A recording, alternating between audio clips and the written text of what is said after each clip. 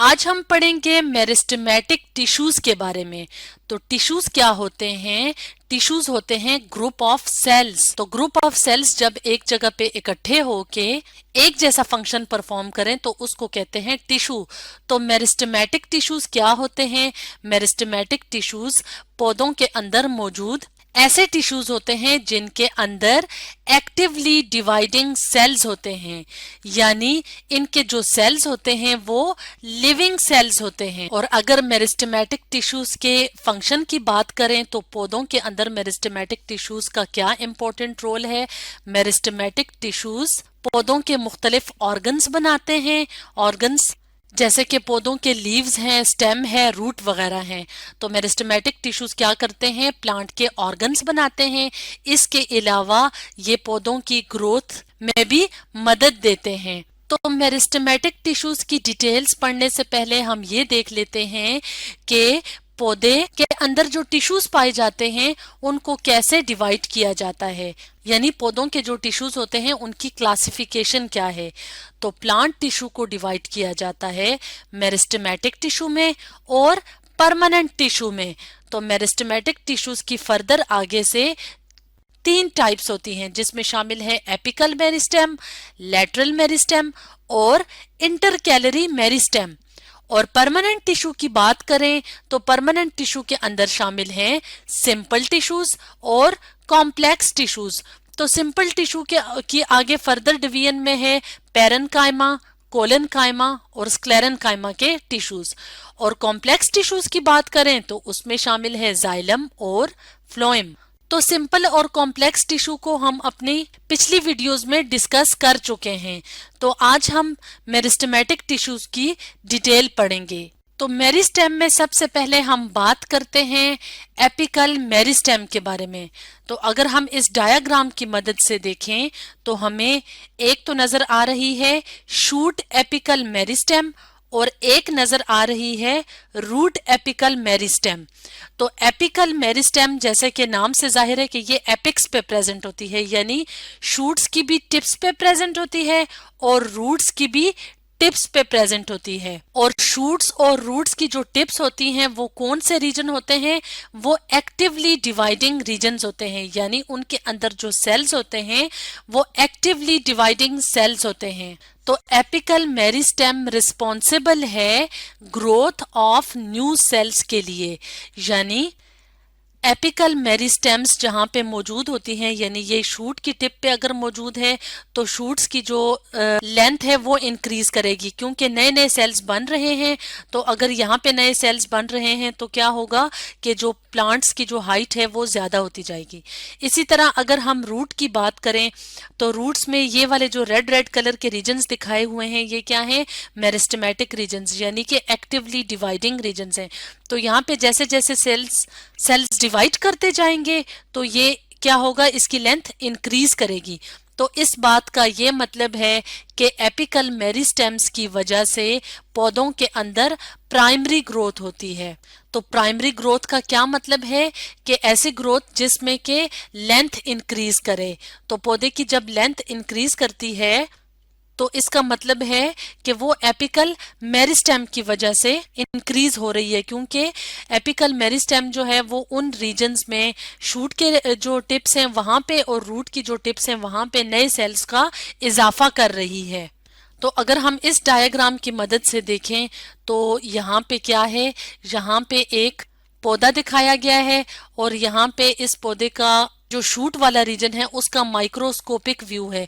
Microscope के नीचे जो एपिकल मेरिस्टेमेटिक सेल्स हैं वो इस तरह के नजर आते हैं। तो ये जो टिप्स वाले रीजन है यहाँ पे एपिकल मेरिस्टेम ज्यादा से ज्यादा सेल्स को ऐड करती जाएगी, यानी इजाफा करती जाएगी, क्योंकि एक्टिवली डिवाइडिंग है मेरिस्टेमेटिक सेल्स। तो क्या होगा? यहाँ पे लेंथ इंक्रीज करेगी। इसी तरह अगर हम रूट्स का माइक्रोस्कोपिक व्यू देखें तो रूट में एपिकल मेरिस्टेमेटिक जो सेल्स हैं वो हमें इस तरह के नजर आते हैं। तो यहाँ पे भी क्या होगा? नए नए सेल्स ऐड होते जाएंगे और रूट की लेंथ में इजाफा होता जाएगा। तो ये तो थी एपिकल मेरिस्टेम। अब हम बात करते हैं second type of meristematic tissues की या सेकंड टाइप ऑफ मेरिस्टेम की, जो कि है लेटरल मेरिस्टेम। अब हम बात करते हैं लेटरल मेरिस्टेम के बारे में। तो जैसे कि नाम से जाहिर है कि मेरिस्टेम की ये टाइप प्लांट के कहाँ पे मौजूद है, साइड वाइज, यानी कि लेटरली लोकेटेड है, यानी साइड वाइज लोकेटेड है। तो लेटरल मेरिस्टेम के अगर रोल की बात करें तो लेटरल मेरिस्टेम रिस्पॉन्सिबल है सेकेंडरी ग्रोथ ऑफ प्लांट्स के लिए। तो सेकेंडरी ग्रोथ का क्या मतलब होता है? सेकेंडरी ग्रोथ का मतलब होता है ग्रोथ इन विड्थ, यानी जब पौधे की विड्थ ज्यादा होती है, चौड़ाई ज्यादा होती है, तो उसको कहते हैं, उस टाइप की ग्रोथ को कहते हैं सेकेंडरी ग्रोथ। तो सेकेंडरी ग्रोथ किस वजह से होती है? लेटरल मेरिस्टेम की वजह से। तो अगर हम इस डायग्राम की मदद से देखें तो यहाँ पे हम एक प्लांट देख रहे हैं और प्लांट का एक स्टेम वाला पार्ट काटा हुआ है और उसको माइक्रोस्कोप के नीचे देखा गया तो उसके अंदर क्या मौजूद होती है? Lateral meristem. तो लेटरल मेरिस्टेम में शामिल है वेस्कुलर कैम्बियम और कॉर्क कैम्बियम, यानी लेटरल मेरिस्टेम की दो टाइप्स हैं, वेस्कुलर कैम्बियम और कॉर्क कैम्बियम। तो कॉर्क कैम्बियम वाला जो रीजन है, क्योंकि हम ये तो जानते हैं कि मेरिस्टेम जो है उसके अंदर एक्टिवली डिवाइडिंग सेल्स होते हैं, तो कॉर्क कैम्बियम वाला जो रीजन होगा वो क्या बनाएगा? कॉर्क के सेल्स बनाएगा। और वेस्कुलर कैम्बियम वाला जो रीजन है वो क्या बनाएगा? वेस्कुलर बंडल बनाएगा, जिसमें के जाइलम और फ्लोएम के टिश्यूज शामिल हैं। तो जैसे जैसे लेटरल मेरिस्टेम सेल्स का इजाफा करता जाएगा, यानी कि cork cambium cork cell produce करेगी और वेस्कुलर कैम्बियम वेस्कुलर बंडल के सेल्स ऐड करती जाएगी, तो क्या होगा कि पौधे की विड्थ में इजाफा होता जाएगा, ना सिर्फ स्टेम में बल्कि रूट्स में भी, यानी लेटरल मेरिस्टेम रूट्स में भी मौजूद होती है और स्टेम में भी मौजूद होती है। तो यहाँ पे इस डायग्राम में हमने स्टेम का लेटरल मेरिस्टेम देखा। तो इस तरह से पौधे की सेकेंडरी ग्रोथ लेटरल मेरिस्टेम की वजह से होती है। अब हम बात करते हैं थर्ड टाइप ऑफ मेरिस्टेम की, जिसको कहते हैं इंटरकैलरी मेरिस्टेम। तो इंटरकैलरी मेरिस्टेम के जो सेल्स होते हैं या इंटरकैलरी मेरिस्टेम पौधों में कहाँ पे वाक़या होती है वो हम इस डायग्राम की मदद से देख लेते हैं। तो इंटरकैलरी मेरिस्टेम मौजूद होती है इंटरनोड वाले रीजन पे या बेस ऑफ लीव्स में। यहाँ पे जो इंटरकैलरी मेरिस्टेम है वो इंटरनोड्स पे मौजूद है। इसके अलावा इंटरकैलरी मेरिस्टेम कहाँ पे मौजूद होती है? बेस ऑफ लीव्स में भी मौजूद होती है। अब हम अगर बात करें इंटरनोड की, के पौधों के अंदर इंटरनोड वाले कौन से रीजन्स होते हैं, तो अगर हम इस डायग्राम की मदद से देखें तो यहाँ पे हमें कुछ पॉइंट्स इस तरह के नजर आ रहे हैं और कुछ पॉइंट्स इस तरह के नजर आ रहे हैं। तो नोड वाला जो रीजन होता है वो रीजन होता है यहाँ पे, जैसे ये वाली जो जगह है ये क्या है? ये क्या कहलाएगी? ये नोड कहलाएगी।